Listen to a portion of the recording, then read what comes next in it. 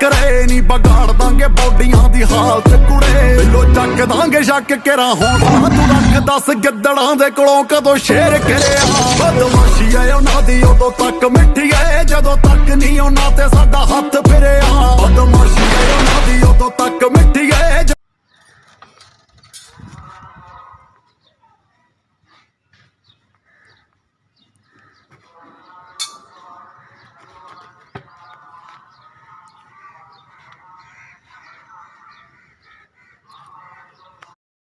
ਦਾ ਕੀਤਾ ਨਹੀਂ ਉਹਨਾਂ ਹੀ ਪੈਣੀ ਇੱਕ ਵਾਰੀ ਮੈਨੂੰ ਇੱਦਾਂ ਰੌਲਾ ਬਣਿਆ ਯਕੀਨ ਵਾਲੇ ਗਿਆ ਮੈਂ ਫਿਰ ਮੈਂ ਕੀਤਾ ਫੋਨ ਮੈਂ ਫਿਰ ਰੋਟੀਆਂ ਲਾ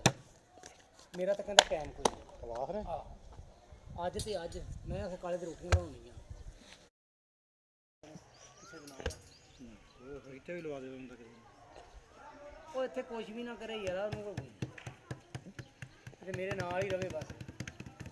ਕੀ ਸਮਝਦਾ